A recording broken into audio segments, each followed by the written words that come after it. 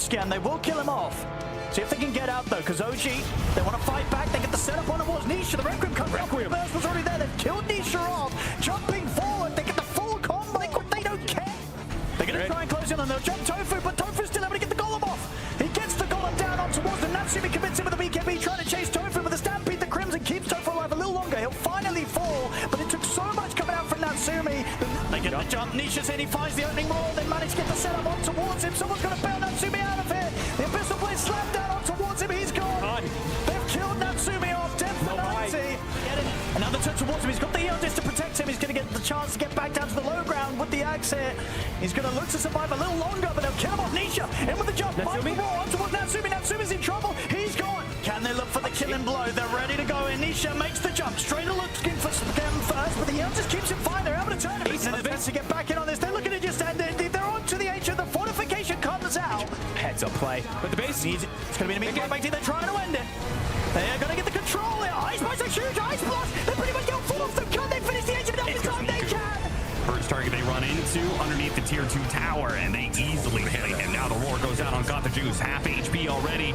Trying to save him with the arena. It's not going to do much, though. The drums just keep on banging. No silence on this Tidehunter. Ravage goes out, and the Weaver will die. Actually, Ravage with the shotgun on the side. Watson, he catches both Riddies and Niku.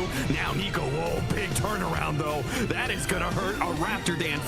See what he can hit. Goes for the Kez. Cataclysm out, and Niku. No, man, that's just not fair. That's not fair. You can't do that. You're not allowed to do that. Science will get the toss back, tossing him into the Ember Spirit here. They'll run him down. Watson gets his level 6 off the neutrals, and he got what a sick play. Away. What a sick move from Watson.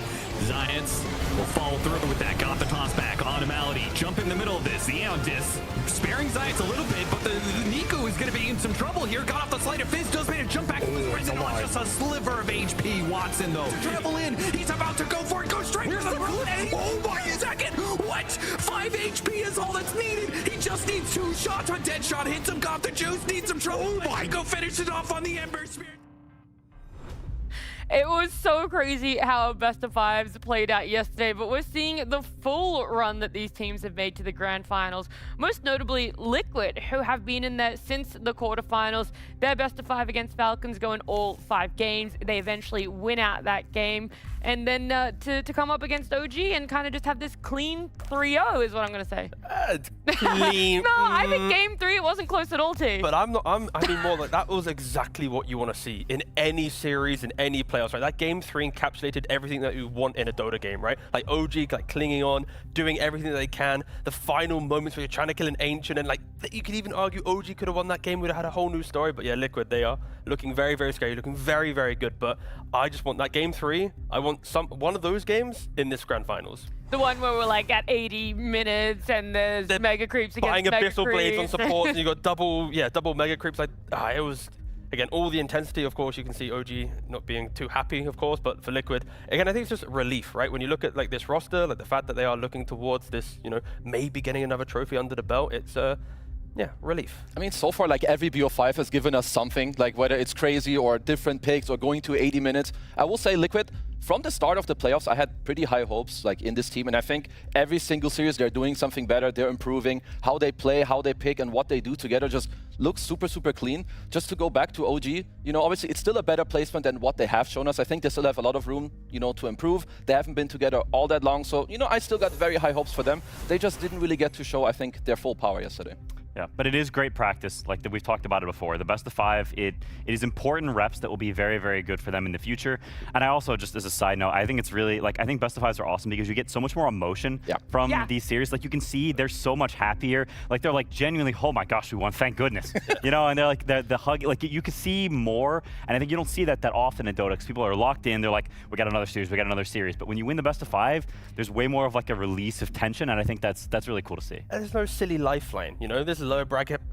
is boring, you know? But when you have one series... One life, brothers. Yeah, exactly. You've got to make it YOLO. count. So again, I am really just enjoying like the last 3 days, or 2 days. Yeah, and that was the question that I posed yesterday, where it's like, normally a best of 5, you see a lot of emotion because it's a grand final. That's all we really see it for in Dota. So now it's seeing it in the quarterfinals and the semifinals for a best of 5. There is just so much more tension in a game, a lot of experience that can be earned as well, which is exactly what the young roster of Na'Vi got to have yesterday when their best of 5 went to all 5 games. It was game 1, you get dominated. Game 2, you dominate. Game 3, you lose a close game. Game 4, you win a close game. And then game 5, I don't even really know how to sum that one up.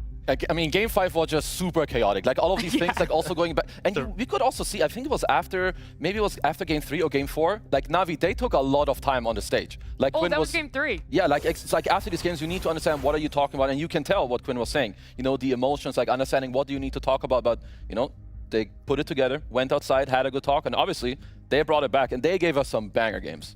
Yeah, they really did. I'm just really happy for them. It's such a fun experience to get to win these close games. When a series goes to 5 games and you're actually able to clutch out, like they're just jazzed. Look at Nico. Yeah, he is flopping around like a fish. Yeah, he doesn't know, like handshake, hug, like it's just everything. You know, just filled with emotions. Like hands in the air, we've got it all. I mean, historically for this roster, right, they've just not made it to the final day. So for them winning this, like, wait, we're going to play on a Sunday? We're going to play on in a series where we can actually lift a trophy? Like, to them, like, their best result was 5th SIP. So, of course, even after that, then he's jumping onto an interview with Maincast as well, you know, sharing emotions with, you know, all his fans and stuff. But, yeah, I think for Na'Vi, this is just, like, I'm not going to say, like, once in a lifetime, but it's more like it's the potential kind of, like, peak for what this roster was built for, right? When it's the junior to now, it's like they wanted to be a trophy lifting team, especially for Na'Vi. You know, they're craving something for, was it 10 years of drought? But no, I am just really excited to see if these young guys can do it. Yeah, I hope we see it more because Nico's winner interview, I've got to say, for doing it the first time in front of an audience,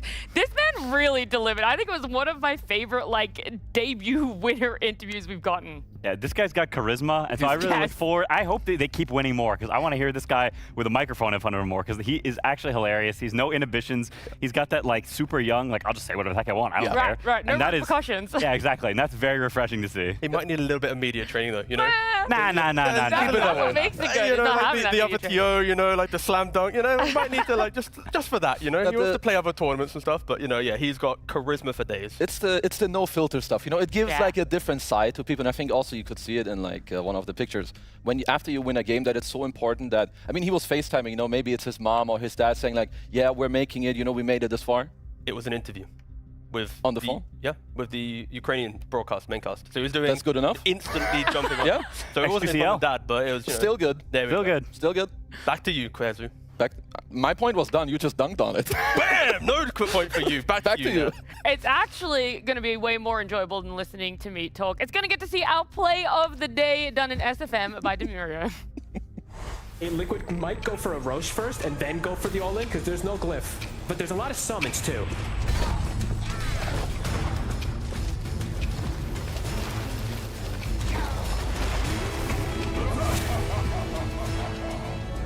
Heads up play. But the base needs it. It's going to be a big game by team. They're trying to end it. They're going to get the control here. Ice Blast, a huge Ice Blast. They pretty much got full of them. Can they finish the edge of it this time? They can. They've got the damage here. Liquid, they've finally managed to close this game up. And with that, of course, get the 3-0 here against OG. Yeah, it feels like maybe that winning moment for Liquid was almost as good as that SFM of it.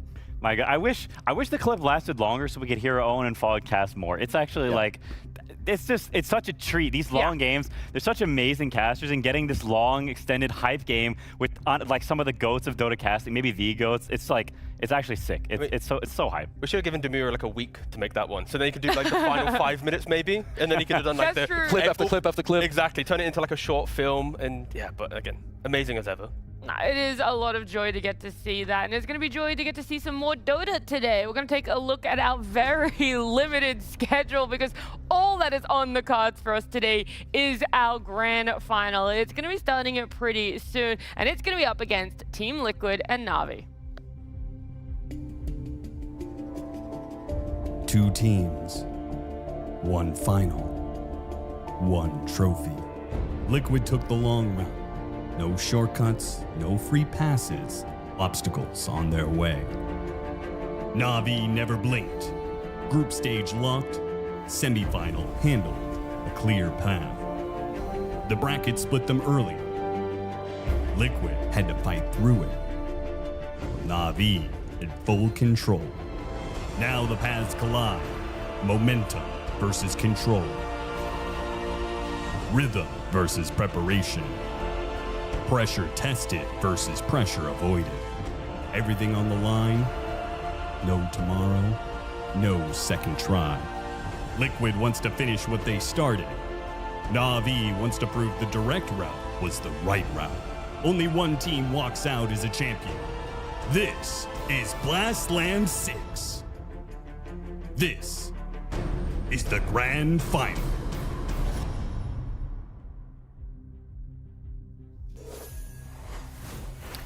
Well, Na'Vi and Liquid are making their way to the grand finals. We've already talked about how they've done it in such two different fashions. Liquid almost making it into that direct semi-final slots, but having to see themselves play in a best of 3 just to get to Malta, push through a game 5 in the quarterfinals, have a much easier semi-finals, whereas Na'Vi, they got to sit back, relax, enjoy, and really test their limits in their series against Yandex yesterday. And it's a lot of pressure, I think. It's a game 5. It's a best of 5 once again, but it's a grand final. And I think it always feels a little bit different. That final day, you're the only ones playing. You get in that bus. There's the whole trip there. You're thinking about it the night before. Maybe you sleep a little less because you're tense. Like there's so much build up and tension. I think to these grand finals, it is a very, very different feeling, and I think it changes the way the series feels. Was that like from experience from the first time you were going into your first grand finals? Absolutely. Yeah, I think it definitely feels a different way. There's like an electricity in the air. The trouble sleeping is very, very true. I think, and it's not just me that has experienced that, I hope at least. Gracious. You didn't talk to your teammates about it? Huh? You didn't talk to your teammates about it? You're like, guys, I slept really bad last night. There was some trauma associated with some of those finals. Okay, I don't sorry. we didn't talk about them too much. I mean, I guess also sometimes when you have those things, you kind of want to like keep it to yourself and not like, alarm the people around you like too much. And I think something else that matters a bit is like, how did you get to these, like to the grand finals, like your road? I think Liquid, after their initial match against Falcons, that was a big one because that was a very tense series. And same for Na'Vi. Yesterday you go up against Yandex, you win out in 5 games. You have an insane ending to one of the games. So both teams, they're on it, obviously very pumped up, and they've had to play very tough matches to even make it here. Normally when you look at a series and it's a close series, it's a bit scary, right? When it's like one team 3-0s, another team 3-2s, and then they meet together, you always lean towards the 3-0 team. But I think, especially with how the best of 5s have been played out, you do learn so much more that I think, Liquid, 3-2 into a 3-0. Na'Vi, the only series they played was a 3-2. So it's like, as long as they're learning from this, it doesn't matter if you've had this like nerves or whatever, because through the coach, through the management, everyone kind of communicating, I feel like you should just be improving coming into the day. So I feel like this kind of Liquid being the better team, I'd like to think that Na'Vi are going to be very prepared for it. Well, even in that interview that we keep referencing that Niku had after their winning moments, he actually credited a lot of what they were able to do yesterday to their coach with CY, right? He's saying he brought a lot of knowledge to the team, sort of being that rock for them. And you can see by the way that they've upskilled so much since he's joined, looking at the tier 1 placements for them over that last little bit of when they were either Na'Vi Junior or now the full Na'Vi roster. Yeah, like I just wanted to show, because this team, they haven't been on like the international scene or at least the tier 1 stage for that long. And like you said, ever since CY joined him, and you can tell, Nico and him have like a really funny but also like cute relationship. They talk to each other all the time. He shows him like these plays, but just to look at their placements, this is already their best placement by far, and I think this is also the best form that this team has shown us since they have been together. So I just really feel like this team is on the up. It's super cool to watch people that are like very much bros with each other, and also their coach and like all the management. It's like one little family, 5 friends playing together and just making it happen. Yeah, because what was it? It was CY that was telling us a little anecdote as well, that Niku will just randomly message him on Discord. Exactly. Like, bro, get on a call with me, it'll be super quick. And then it's like 3 hours later, Niku's run through like all of his past pubs of the last week and like everything he should get to play mid. I mean, that's just such a treat. The idea of actually like looking at Dota and trying to like invent your own ideas and have your own thoughts, like I think that is so refreshing. A lot of players, especially a couple years ago when we had Pro Tracker, you'd load up the Pro Tracker in the morning, you'd copy some guy's build, and then true. Oh, I'm a pro player, like whoopsie whoop. Oh, I'm a pro player. It's so boring. Yeah, that's me. It was so so soulless. So I think now, like, having players having to think about their own ideas, thinking about like the ways to like navigate these problems, hearing Niku having this idea, it's like if you can harness it, craft it, understand it, make it less volatile, then that is going to be like the new generation of Dota players. There is a little bit of volatility though in Na'Vi that we would like to see reined in, because what we saw yesterday in the semifinals that maybe was a bit of an oopsie in a lot of places, it wasn't that draft. It was the way that they were pushing towers. They were trying to take map control that you got to wonder, are you overextending because of nerves that you're on the stage, or is this just how the Na'Vi roster plays? Yeah, because we need to show very crucial moments. Like this is, if you're in the grand finals, you need to clean up these plays. Look at the minimap. This is Na'Vi pushing. They have a lead. You don't see anything. All you see is Watson on the top, but all these three heroes are missing. You don't see the puck, you don't see the Mars, you don't see the Muerta. At this level of play, you have to respect your opponent. So like, look how they're pushing. They're just kind of showing all their bodies. Even Riddy's on the Warlock. He's out of position. What is he doing? Like, they cannot be pushing like this. Because then, like, look how the fight starts, right? They start with the arena. It's kind of simple even for Yandex. And then Nico as well. He's like, yo, bros, I'm going to help you out, but you cannot help. You cannot have the, help your buddy system. Now, this is 30 minutes, like, Aegis, they just picked up the rapier. Same story, minimap, you don't see anything. They're all missing. Look at how they're pushing. He's basically even standing still, like, they're just inviting Yandex to find this opportunity. And this is like, again, they're leading. They have an Aegis. They have a rapier available. This is like game-winning moment. You cannot mess up these opportunities. You're gonna play against Liquid. You're in the finals now. These are the type of plays, and these are the moments that I hope Na'Vi have talked about to make them more clean today. Because if you don't make those nicely, you will throw the games away. But luckily what you showed us are very easy things to fix. Like other map plays was like the wrong TP, the wrong positioning on cores, like rotating, like that's harder to fix in the moment. But that type of move there is like whoever's the shot caller, again, probably got the juice. Like he's got to tone it down a bit, respect other people's positioning. Because I think with Na'Vi, their carry being the primary shot caller and a very vocal point in the game, you can sometimes like ignore other like smaller calls getting made. So clearly that's maybe a problem, but I do feel like it's fixable overnight as long as you have that honest conversation together. Yeah, I mean, the point about Got the Juice being the shot caller I think is interesting, especially getting into higher pressure situations, because I think there's a fine line you have to tread whenever you are a core who communicates a lot, of talking too much and trying to lead the game from sort of a third-party perspective as opposed to speaking about your game and I want to do this, I want to do that. Because I think if you get sucked into this black hole of communicating about what everyone wants to do, sort of this Nightfall-esque communication of like, do this, do that, you do that, like I think micromanaging, I think is the word you're looking for. Yes, exactly. I think that can be very damaging, and so I think treading that line and all of them understanding that we're playing our individual games, we're pieces of a bigger puzzle, and what COI worry about the big stuff, okay, we're playing our game, and that they focus down on that, I think they have much, much better odds. You could also argue it's maybe on even Riddy's there, right? The fact that he's dead, he's not even there on the Warlock. Like, why, as a support, you should be warning your team, hey guys, maybe we should wait 10 seconds. Like, of course, that's kind of an argument on like who's got the loudest voice in the team, and maybe they're the problems that you can't fix overnight. But again, I think there are some room for improvement for Na'Vi, and again, I'd hope, really hope, for the sake of this series, that they have kind of cleaned up that aspect. Yeah, and so we're giving this advice for Na'Vi, whether they're listening or not. It's up to them. Probably not. I probably wouldn't, honestly, as much as I love these guys.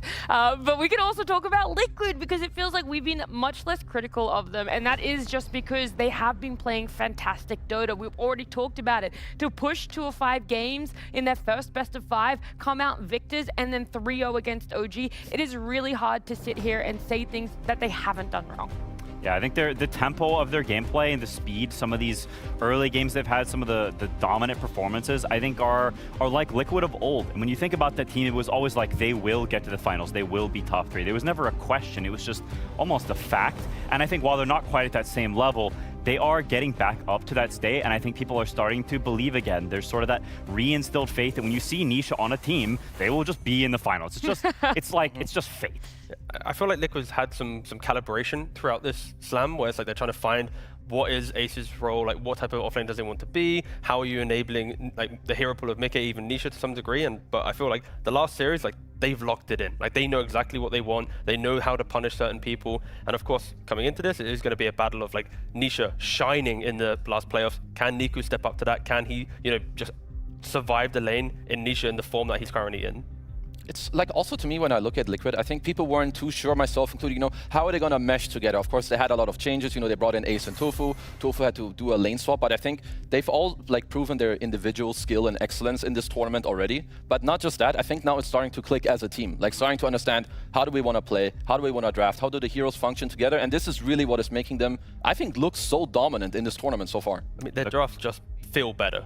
Yeah, they do. They really, really do. There was a real problem with that earlier, I think, where you look at some of their heroes and they just didn't mesh well together, and I think that's a huge part of it. Yeah, and my boy Boxy, I know I talk about a lot, but this guy, you need to keep your eyes on him. Like, the heroes he has played in the playoffs, because this is for the entire tournament, but in the playoffs, he has only played the melee bros. And the funny and interesting thing is too, like, he mainly sticks to like the Tusk and the Tiny, but when those heroes are banned or when those heroes are picked, like, he will always find, like, you know, he will find the backup. Yesterday, he had the Marcy. In other games, you have the Earth Spirit as well, where it's like, it's kind of interesting because if you take the Tusk and Tiny away, like, the Earth Spirit himself is pretty good at saving from those heroes as well, because like you can see it here. And in these games, this is the only times they actually played Earth Spirit, because Earth Spirit +4, it's not good. No one else really does it, but they like find these ways, you know, against the Tusk, you can then save. If they take the clock, you can then also save from the clockwork. So I think Team Liquid have like a very interesting thing where they have their best heroes, but if you contest them or have something against them, they have like the next level. And I think that's really when you're drafting is like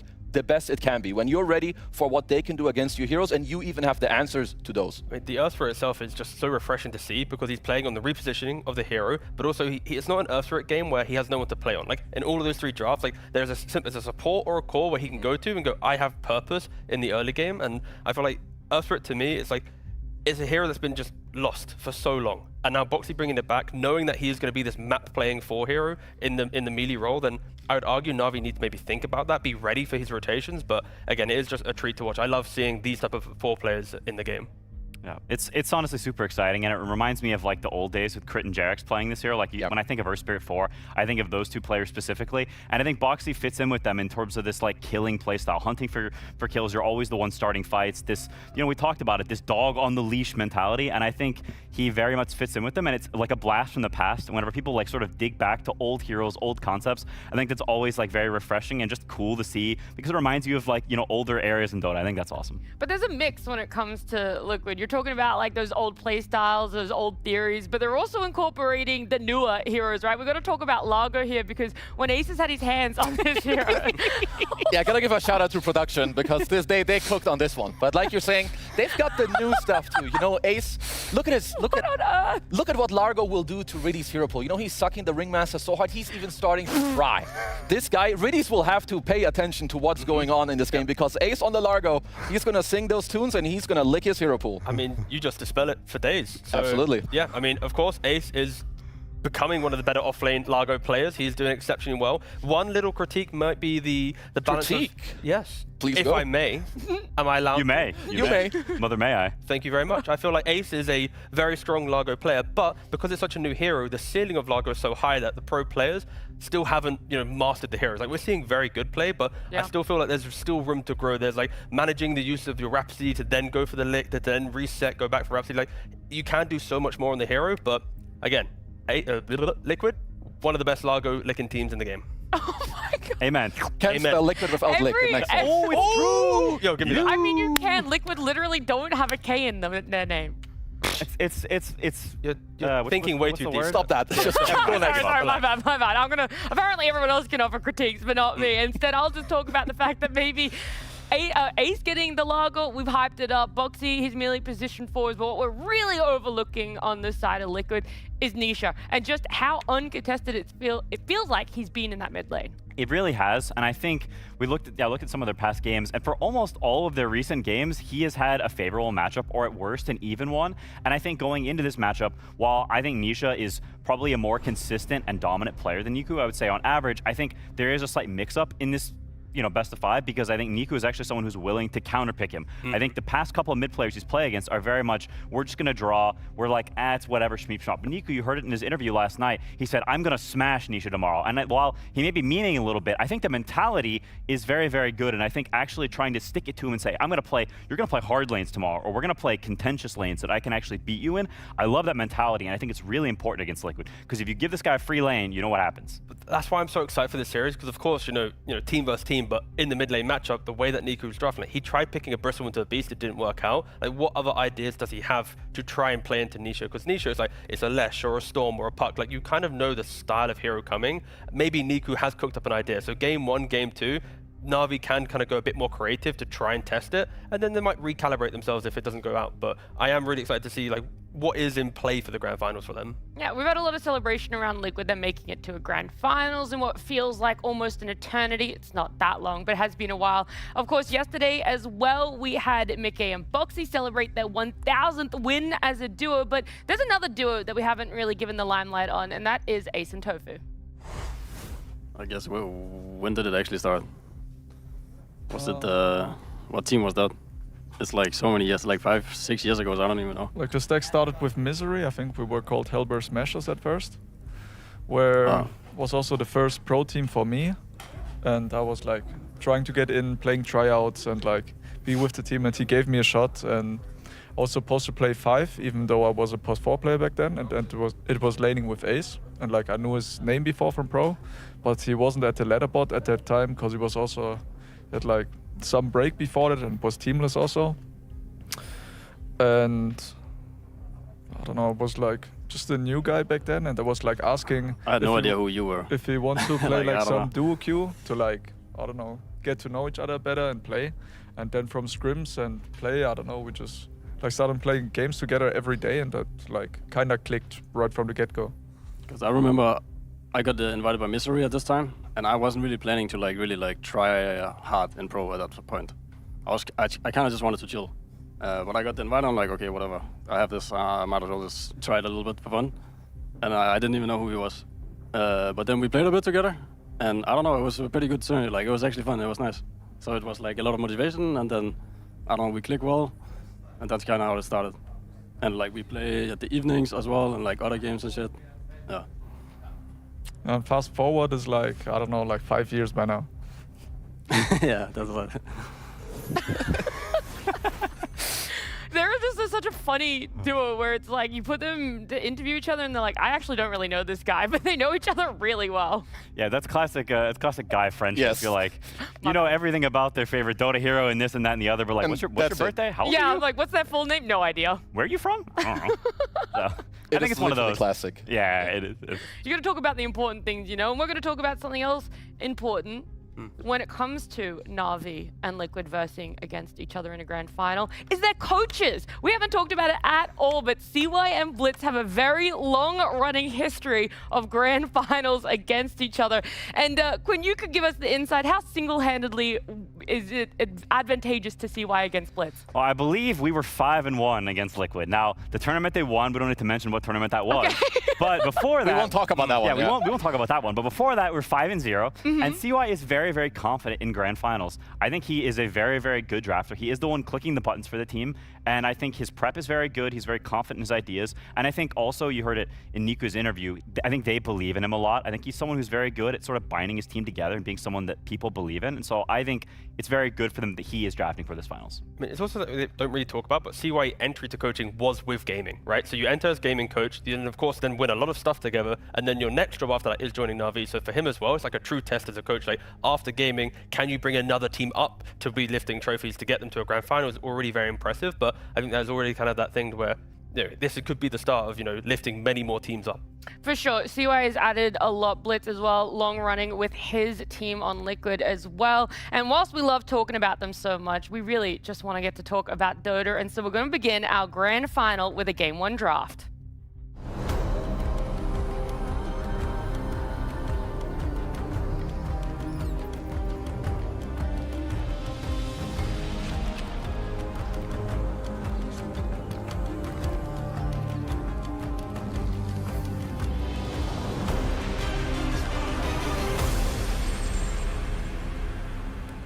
Well, best of 5, we're all very familiar with at this point in time in the Blast Slam 6 format. But at the end of this best of 5, either Na'Vi or Liquid will be lifting that trophy. And so you want to get off on the right foot here for a game number 1. And so banning out Nature's Prophet. I'm surprised I'm even saying that hero in the first phase ban. Nature's Prophet, Jakiro, and Ursa is what Na'Vi takes out. Liquid right now taking out the more stable, or I should say the more constant bans, Treant and Batrider. So Na'Vi, of course, banned out Jakiro and Ursa in this position yesterday against Yandex, but they banned Viper instead of the Nature's Prophet. I could see an argument for Na'Vi taking Nature's Prophet away because of, you know, how static they can sometimes feel, the fact that, like, the supports don't want to get teleported on, the pacing, but it's also a hero that Liquid hasn't been rushing towards. This isn't like, you know, a TI draft where Liquid's like, if Prophet's available, we're picking it every game. So there clearly has to be some reasoning and some rationale behind it for future picks, but the Jakiro and the Ursa, we praised it a lot yesterday. But yeah, it is enabling Viper to potentially enter the next phase. Yeah, I mean, I think this Ursa ban is also really interesting because it was being banned first phase last series because of the Underlord, right? It became super high priority in that specific tournament or in that specific series. I don't know if that's going to be the case in this series, and Liquid might have a better answer than Yandex did for that hero, especially with Razor still in the pool. So I'm curious to see how that priority works. If Liquid does leave the Razor, then Na'Vi will take it, and Liquid can't take the Underlord. So that's what they're thinking about right now. And oh, okay, I forgot that Shadowfiend's still in the pool. Out of the like trifecta of heroes, SF is definitely like the upper one. I think he's good against both of them, so makes a lot of sense. I like that you're also taking out the faster paced heroes that you guys already mentioned with the Nature's Prophet and the Jakiro. I'm a bit surprised they banned the Viper of all that trio, but they are going to do an SF Razor trade. I think generally SF would be considered good against Razor, but it's not some super black and white matchup, I think, by any means. This is relatively... I think because Razor's such a strong hero right now, it's quite... both heroes are good. I mean, it really depends on kind of the support duos. Like, is Razor laning into the Shadowfiend? Does Shadowfiend have like a Tusk or a Clockwork to utilize to kind of lock down for the Razors? And then if Razor isn't playing into Shadowfiend, are you buying auras and playing on a quicker timing while Shadowfiend's still needing a bit more farm, right? So there is kind of like a back and forth between it. Liquid being in second pick will decide whether Razor goes potentially at the end of the draft, but yeah, I think both teams are going to be pretty happy with how they've opened up the draft so far. I mean, so because I like the Razor a lot, especially from second pick. Like you guys said, you can flex him in a lot of lanes. And while you don't have the best one-to-one matchup, I think SF hates being like collapsed on in those. So if you have offlane Razor, other heroes can like come to you, or if you put Razor mid, you end up picking like some offlane Primal Beast, what have you. Just lanes that you can just be very obnoxious to this hero, that he doesn't have like this stable like first 7, 8 to 9 minutes. So I think both teams are probably quite happy with their openers here. Yeah, and Na'Vi, they realize that Boxy has so many of these melee 4 positions. Other teams has kind of utilized this second phase of bans to take away a Tusk and a Clock, not respecting the Earth Spirit, and then of course Boxy finds another one to kind of fill that void. So yeah, Na'Vi not wasting any bans on Boxy as of yet. No, I fully agree with that. The concept of banning heroes whenever there's just another random replacement is very crap. I think a lot of teams get baited into it. Yep. So I totally agree. Yeah. But they go for the Beastmaster ban. I mean, it would make the most sense, like for Liquid, you could just open up, with insert Boxy melee 4 hero, because then, again, if you lane with Razor, you're pretty happy with most of them, whether it's a Clock or a Tusk. If he's somewhere else, you can also always gank for him, so that's also kind of nice. Do you look towards maybe banning out a mid laner, start chipping away at the hero pool of Nisha instead of looking at support?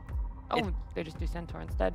So Na'Vi will close out the phase in this second phase, and the way that Niku does draft, I feel like I don't think it matters, because if Liquid wants to open up their mid pick here, you then can just hard counter it. Yeah, I think they're banning stuff that is either flex or just comfort heroes for Liquid. Both heroes are also good against Shadowfiend. I think Na'Vi has sort of taken the route of, we're not going to try to ban like the signature heroes, I think, per se for Liquid, aside from the Furion. We're just like, you're going to pick your heroes, we're going to pick ours, and we're going to play Dota.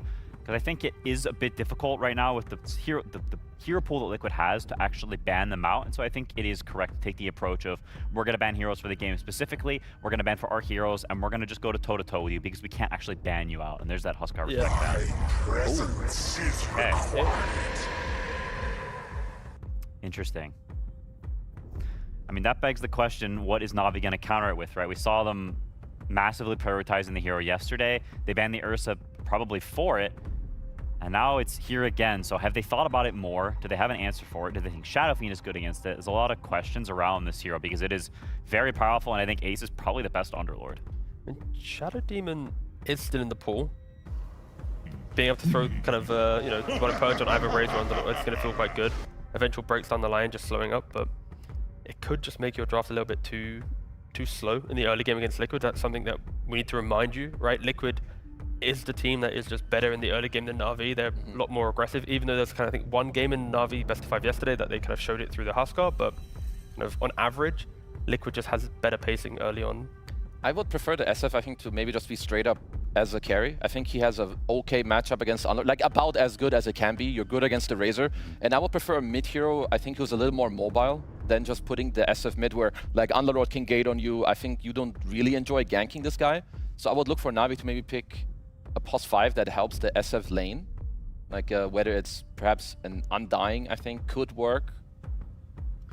I think you want strong rune fighting stuff, whatever it is. Because you've already got Underlord on Liquid, which means your draft is actually going to be a little bit slower. Underlord is a pretty slow hero generally. Yeah. He farms up quite a bit of items. So to me, this looks like already a very mid-centric game where Liquid hasn't picked either of the supports. They're going to pick strong rune fighting ones, and I think Navi needs to be able to fight back.